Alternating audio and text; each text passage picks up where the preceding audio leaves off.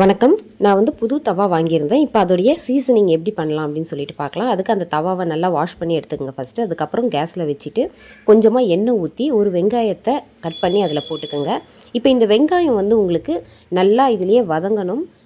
இந்த எண்ணெய் வந்து எல்லா இடத்துலையும் படுற மாதிரி, வெங்காயமும் எண்ணெயும் வந்து அந்த தவா முழுக்க எல்லா இடத்துலையும் படுற மாதிரி நம்ம தள்ளி விட்டு வந்து நல்லா வதக்கிட்டு, அதுக்கப்புறம் வெங்காயம் கலர் சேஞ்ச் ஆனதும் அதை நம்ம வேறு ஒரு பிளேட்டுக்கு மாற்றிடலாம். இந்த வெங்காயத்தை வந்து தூக்கி போட்டுடணும், நம்ம யூஸ் பண்ணக்கூடாது. இப்போ ஒரு டிஷ்யூ பேப்பரை வச்சு நல்லா தொடச்சி எடுத்துக்கோங்க. அப்படி இல்லைன்னா நீங்கள் ஒரு காட்டன் துணியை வச்சு கூட நல்லா தொடச்சி எடுத்துட்டு, இன்னொரு ஹாஃப் வெங்காயத்தை எடுத்து இந்த மாதிரி ஃபோக்கில் வச்சுட்டு நல்லா வந்து நான் தேய்க்கிறேன் இல்லைங்களா, இந்த மாதிரி அந்த தவா ஃபுல்லாக வந்து நீங்கள் தேய்ச்சி விடுங்க. இந்த மாதிரி பண்ணும்போது உங்களுக்கு சீசனிங் நல்லா ஆகும். தோசை கூட உங்களுக்கு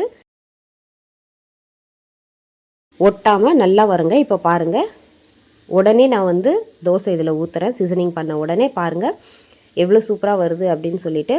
முதல்லலாம் வந்து நம்ம சீசனிங் பண்ணணுன்னா அது பழகிற வரைக்கும் நமக்கு தோசை சரியாக வராது. ஆனால் இந்த மாதிரி நீங்கள் பண்ணி பாருங்கள், ஃபஸ்ட் டைமே உங்களுக்கு தோசை நல்லாவே வரும். இப்போ நான் ஊற்றியிருக்கேன். இப்போ இது மேலே எண்ணெயை ஊற்றிட்டு நம்ம நார்மலாக தோசை எப்படி செய்வோமோ அதே மாதிரியே போடணும்.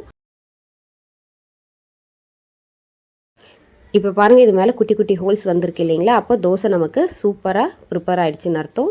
லைட்டாக இந்த மாதிரி சவந்து வந்ததும் நான் எடுக்கிறேன். பாருங்கள், ஒட்டவே இல்லை, எவ்வளோ சூப்பராக தோசை ப்ரிப்பேர் ஆகிருக்கு பாருங்கள். நீங்களும் இதே மாதிரி புதிய தவா வாங்கினீங்கன்னா சீசனிங் பண்ணுறதுக்கு கஷ்டப்படாதீங்க, குயிக்காகவே செஞ்சிடலாம். மீண்டும் அடுத்த வீடியோவில் சந்திப்போம். நன்றி.